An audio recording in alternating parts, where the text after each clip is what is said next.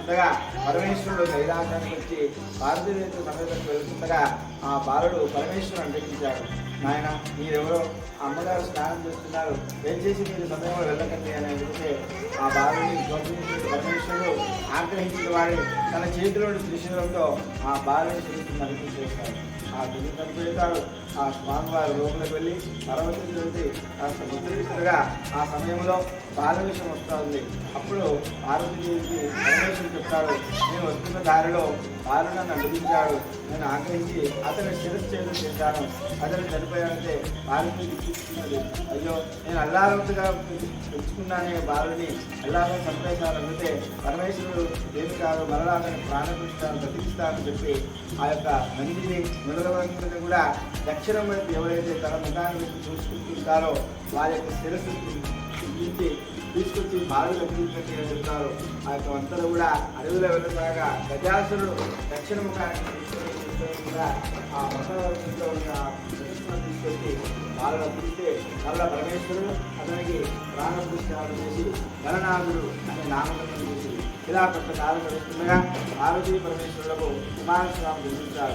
జన్మించిన తర్వాత వారిద్దరు కూడా తండ్రి చవితికి వెళ్ళి ఆయన మాలో ఎవరికైతే విజ్ఞానం ఇస్తారో వారికి ఈ యొక్క విజ్ఞానం అధిష్టిస్తున్నారు.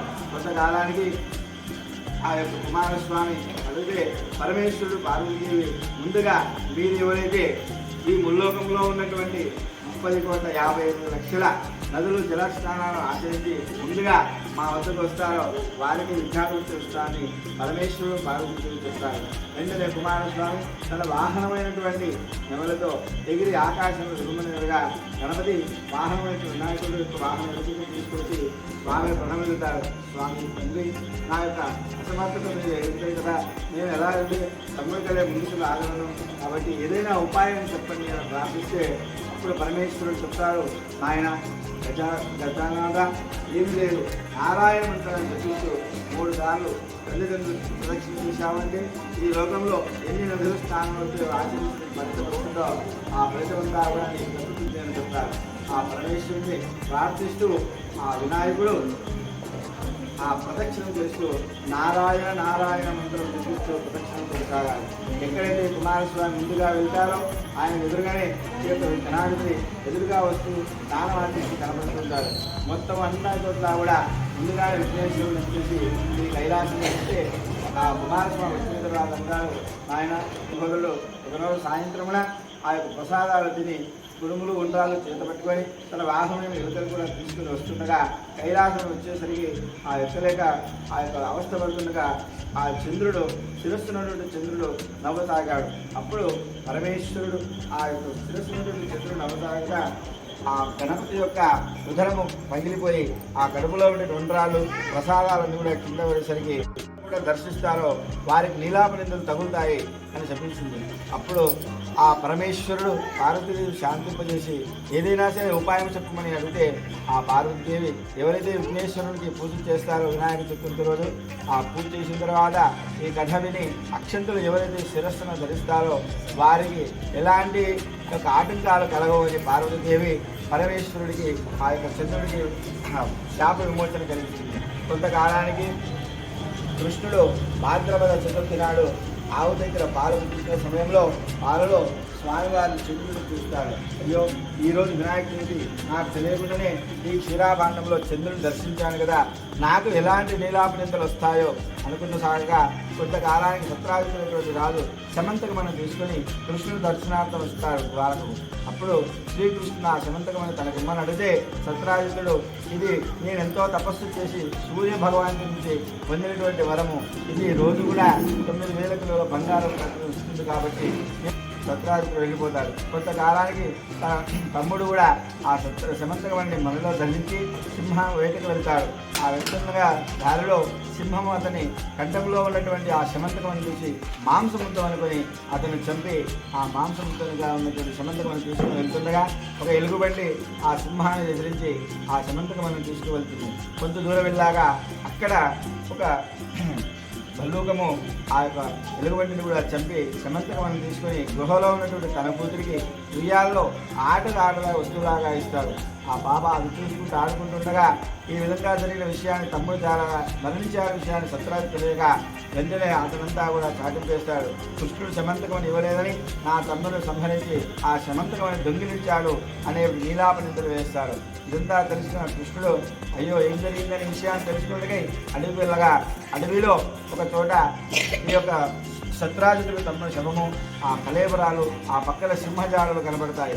ఆ సింహజాడలు పట్టుకుని వెళ్ళగా కొంచెం దూరం వెళ్ళాగా ఎలుగుబంటి జాడలు, ఆ తర్వాత బల్లుకం యొక్క జాడలు తిరగగా చివరికి గృహలో వెళ్ళి ఆ ఓ పాప ఆడుకున్నటువంటి వస్తువుగా కనిపిస్తుంది.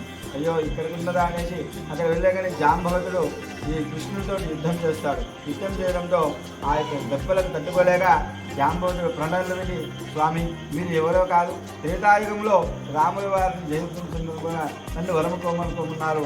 అట్టి సమయంలో నేను తెలివి తక్కువాన్ని, మీతో ద్వంద్వ యుద్ధం కోరుతున్నాను. అది కాలక్రమేణా జరుగుతుందని మీరు ఆనాడే నాకు వరమిచ్చారు.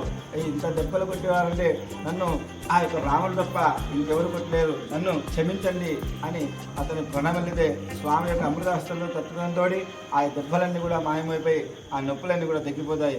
స్వామి ఇదిగో ఇది నా కుమార్తె అని తన కుమార్తెను అలాగే ఆ శమంతకమని ఇస్తారు. కృష్ణుడు శమంతకమని తీసుకొని సత్రాజితుడికి ఇవ్వగా సత్రాజితుడు తెలిసిన ఇదంతా కూడా తెలుసుకుని తప్పైందని క్షమించమని శమంతకములతో పాటు తన కూతురైనటువంటి సత్యభామనిచ్చి వివాహం జరిపించారు. ఎవరైతే ఈ యొక్క శమంతకం విని విఘ్నేశ్వరుడు పూజించి అక్షతలు శిరస్సు వేసుకుంటారో వారికి ఎలాంటి నీలాపంతలు ఉండవని గౌతమ మహర్షి కూడా సౌనకాది మహామంత్రి చెప్పును. ఇది శ్రీ వరసిద్ధి వినాయక స్వామి వ్రతకర సమాప్త. బోలో విఘ్నహర్త గణేష్ మహారాజ్ కి జై, లంబోదర గజానన మహారాజ్ కి జై. మంగళారతి తీసుకొని పైకి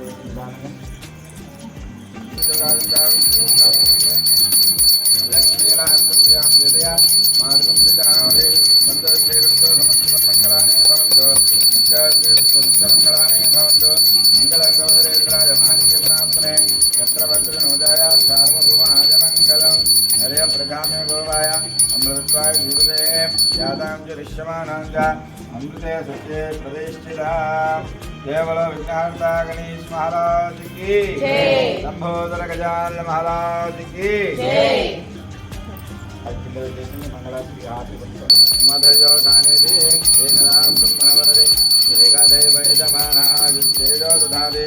కేవల విఘ్నహర్త గణేష్ మహారాజ్ కి జై, లంబోదర గజానన మహారాజ్ కి జై, కేవల గణేష్ మహారాజ్ కి జై. మంగళం నిర్యామి నీరాజనందం సిద్ధాత్మీయం సమర్పయామి. హారతి అందరూ కూడా కళ్ళ కట్టుకోండి.